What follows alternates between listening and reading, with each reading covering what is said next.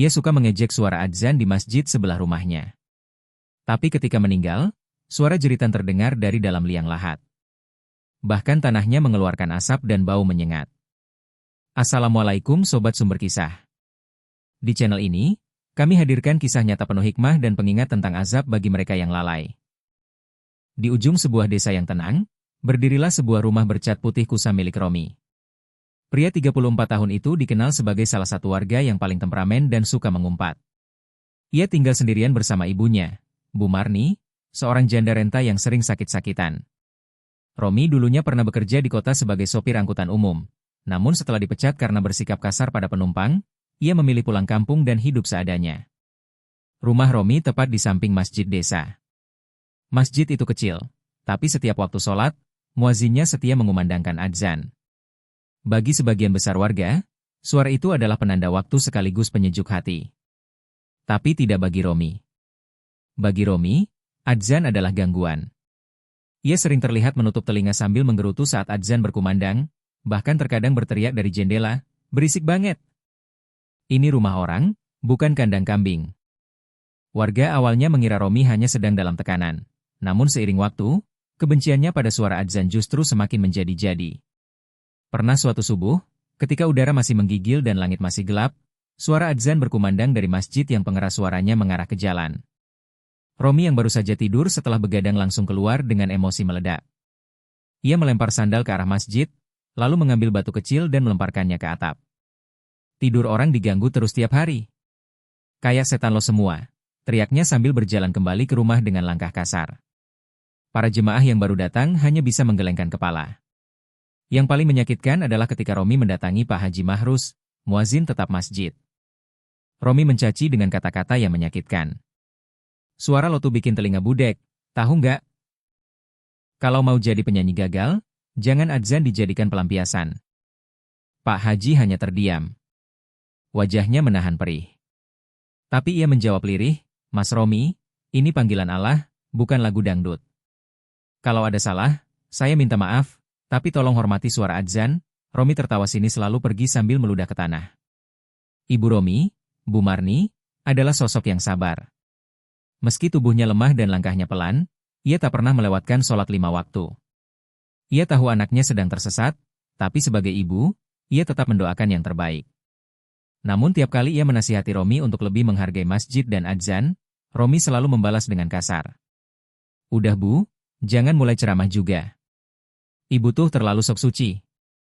Kalau adzan itu suci, kenapa harus berisik?"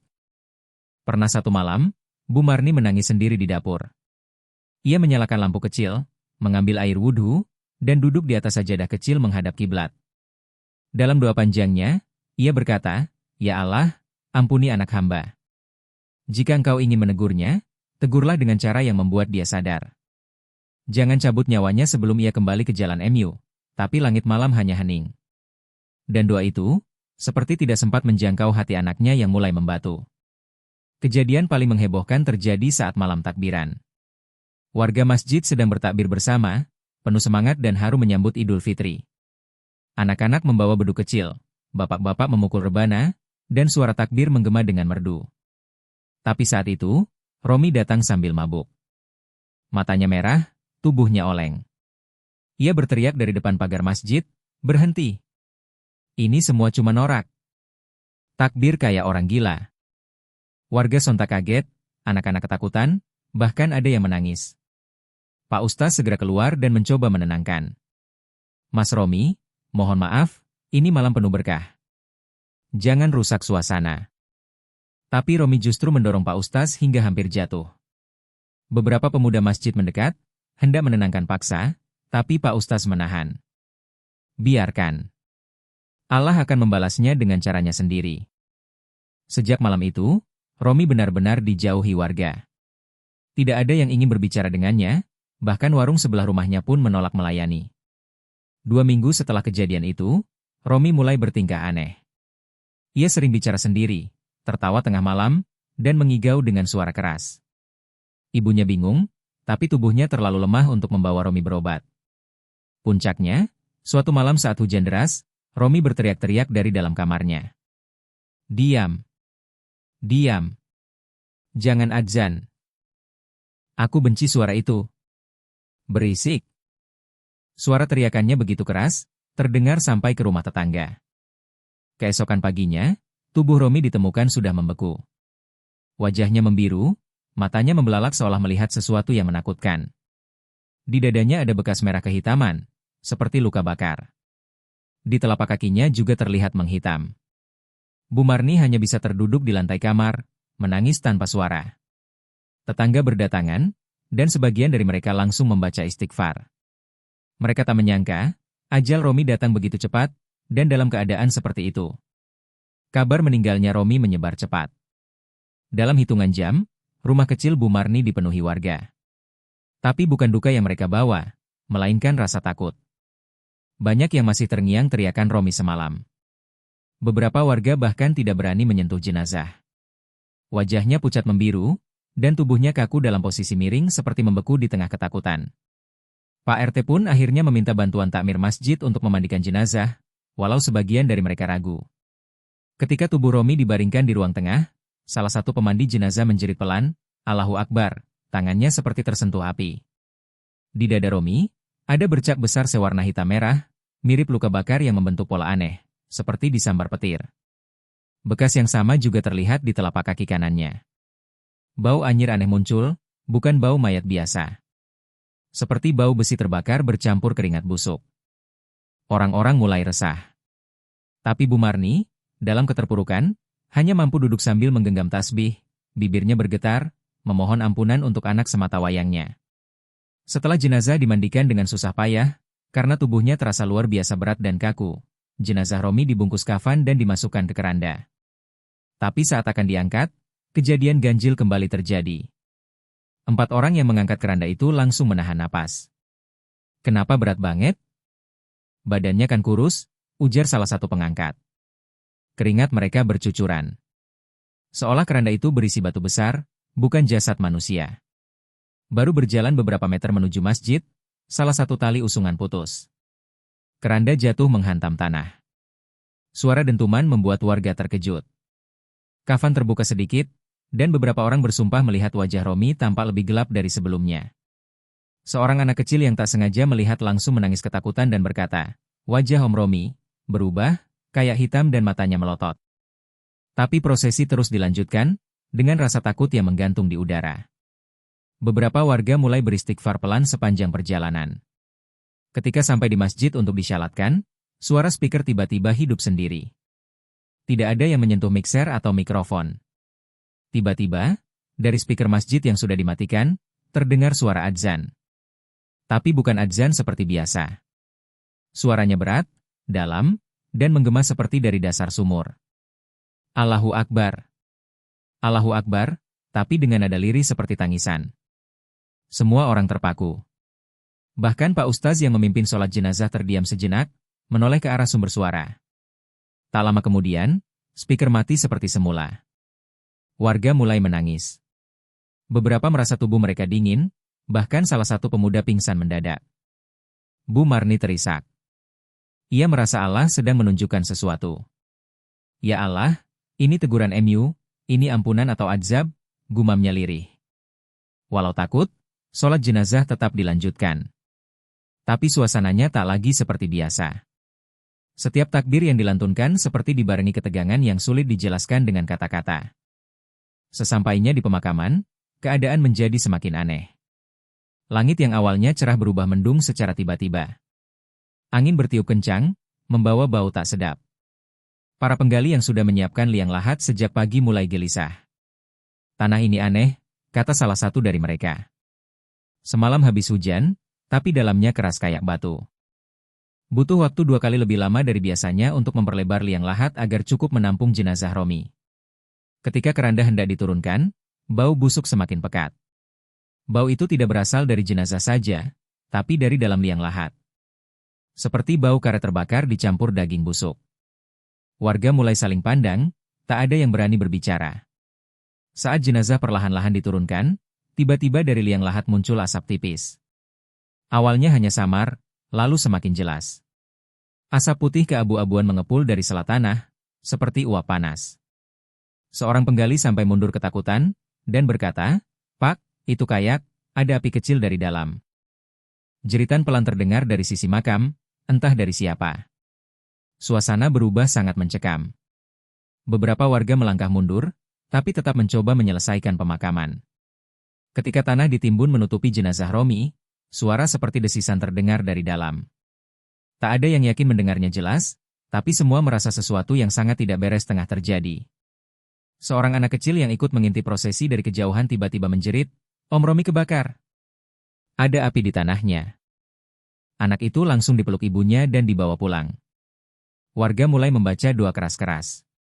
Pak Ustaz mempercepat prosesi dan menutup doa pemakaman dengan kalimat, "Ya Allah, kami tak tahu rahasia MU, tapi lindungilah kami dari azab MU, dan jadikan ini pelajaran bagi yang masih hidup."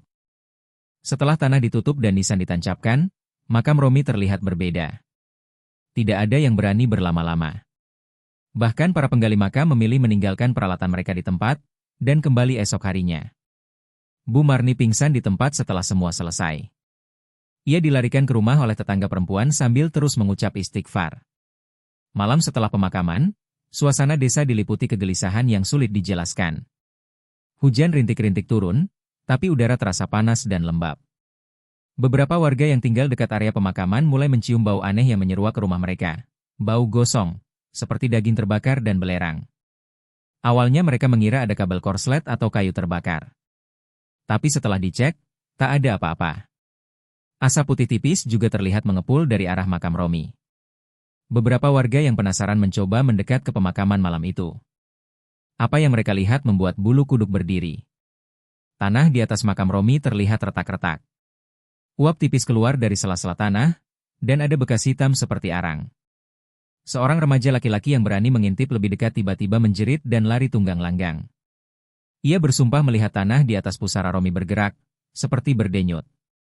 "Tanahnya kayak napas, Pak, kayak ada yang hidup di bawah sana," katanya terbata-bata sambil menangis. Beberapa warga akhirnya meminta Ustaz Mahrus untuk datang dan melihat langsung keesokan harinya. Dengan membawa air zam-zam dan bacaan ayat suci, Ustaz Mahrus berdiri di tepi makam Romi sambil memimpin doa bersama. Tapi saat membaca surat Al-Ikhlas, tiba-tiba angin kencang bertiup dari arah belakang makam. Seolah ada kekuatan yang tidak suka dengan ayat-ayat itu. Pohon-pohon sekitar makam bergoyang keras, dan suara gemerisik aneh terdengar dari balik semak. Setelah prosesi doa selesai, Ustaz Mahrus menggali sedikit tanah di bagian nisan. Ia ingin memastikan tidak ada benda sihir atau gangguan lain. Tapi begitu cangkul masuk ke tanah, asap putih tebal menyembur dari dalam. Semua orang terkejut. Ustaz Mahrus menutup lubang itu dan berkata, "Bumi menolak jasadnya, ini azab yang nyata. Jangan pernah ulangi kesalahan ini." Semenjak itu, warga tak ada lagi yang berani mendekat ke makam Romi sendirian. Bu Marni tak sanggup datang ke makam selama beberapa hari. Ia terbaring lemah di rumah, tubuhnya demam, bibirnya pecah-pecah, dan matanya bengkak karena terlalu sering menangis. Dalam tidurnya yang tak nyenyak, ia mengalami mimpi mengerikan. Ia melihat Romi, berdiri dalam kobaran api, tubuhnya hangus sebagian, dan wajahnya penuh luka melepuh. "Bu, maafkan aku salah, panas Bu, panas sekali," kata Romi dalam mimpi itu. Ketika terbangun, Bu Marni beristighfar sambil gemetar. Ia merasa mimpi itu bukan sekadar bunga tidur, melainkan jeritan dari alam barzah. Ia segera mengambil air wudhu, duduk di atas sajadah, dan membaca Yasin sambil menangis.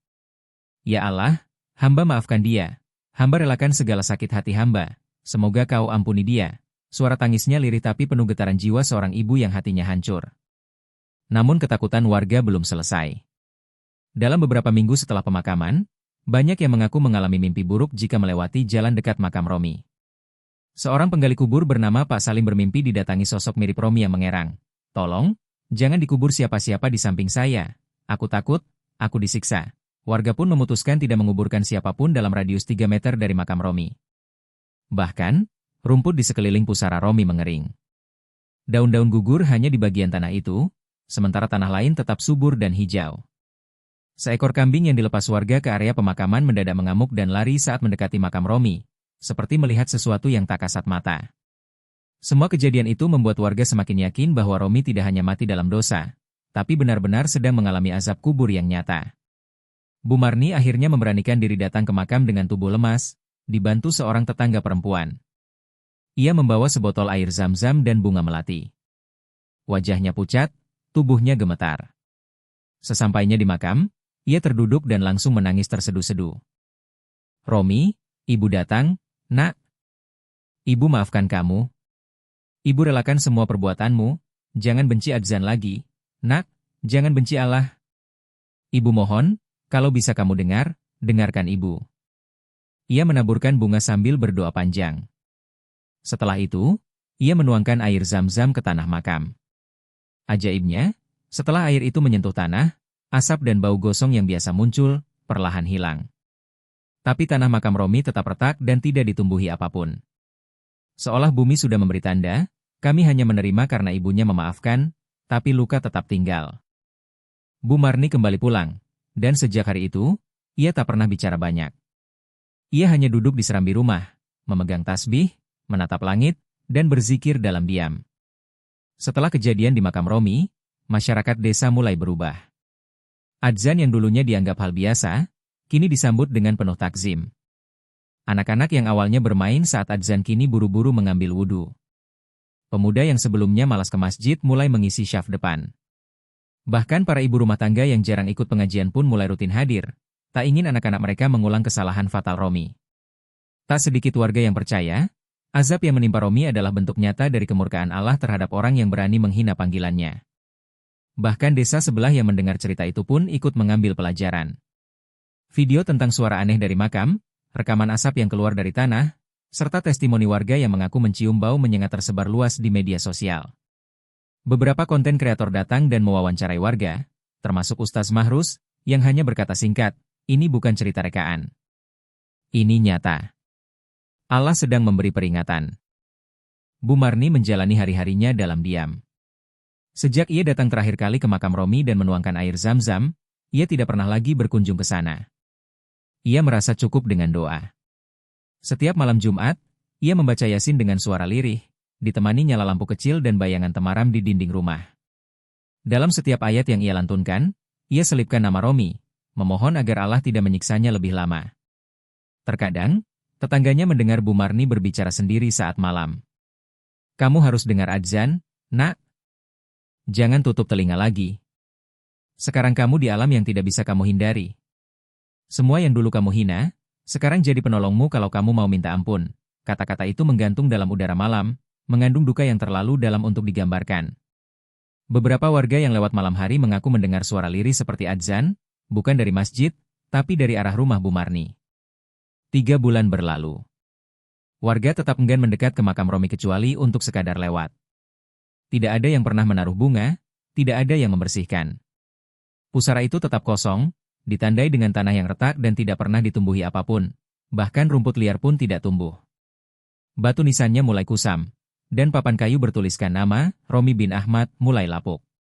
Suatu malam Jumat, hujan turun deras disertai angin kencang. Pagi harinya, beberapa warga menemukan bahwa hanya satu makam yang mengalami kerusakan besar akibat hujan deras, makam Romi. Tanahnya ambles, nisannya patah 2, dan dari dalam lubang terlihat uap putih naik tipis. Seolah alam pun tak ingin makam itu tenang. Seorang tokoh masyarakat berkata pelan, "Kalau bumi sudah menolak, maka yang bisa menyelamatkan hanya rahmat Allah." Bu Marni diberitahu tentang kondisi makam anaknya. Ia hanya menunduk. "Biarkan, jangan diperbaiki. Itu bagian dari teguran, biar orang-orang belajar dari anakku," katanya pelan. Ia lalu masuk ke kamar, dan keluar dengan sepucuk surat. Ia minta tolong salah satu ustaz untuk membacakannya di depan jamaah masjid. Surat itu sederhana. Isinya permohonan maaf Bu Marni atas segala perilaku Romi selama hidup. Ia juga meminta agar semua warga memaafkan anaknya, dan jika ada yang pernah disakiti oleh Romi, ia bersedia mengganti dengan apapun yang ia miliki. Surat itu dibacakan setelah salat Jumat, dan membuat banyak jamaah menangis. Ada yang teringat bagaimana Romi dulu sempat membantu mereka sebelum berubah kasar. Ada pula yang akhirnya mengucap, "Saya ikhlaskan. Semoga Allah ampuni dia." Kini, kisah Romi menjadi pelajaran hidup yang dikenang banyak orang. Setiap bulan Ramadan, kisahnya selalu diceritakan ulang dalam ceramah dan pengajian.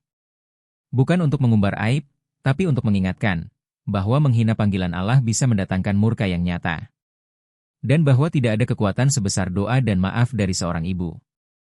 Bu Marni meninggal dunia setahun kemudian, dalam tidur yang tenang, dengan wudhu dan tasbih di tangan. Beberapa warga yang memandikannya bersaksi, tubuhnya ringan, wajahnya berseri. Makamnya berdampingan dengan pusara anaknya, namun dipisahkan dengan batas batu kecil.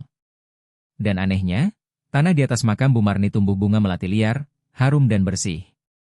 Seolah bumi menyambut dengan cinta. Dan di antara dua makam itu, berdiri papan kecil sederhana. Jangan sekali-kali menghina panggilannya, jika tak ingin dipanggil dalam murkanya.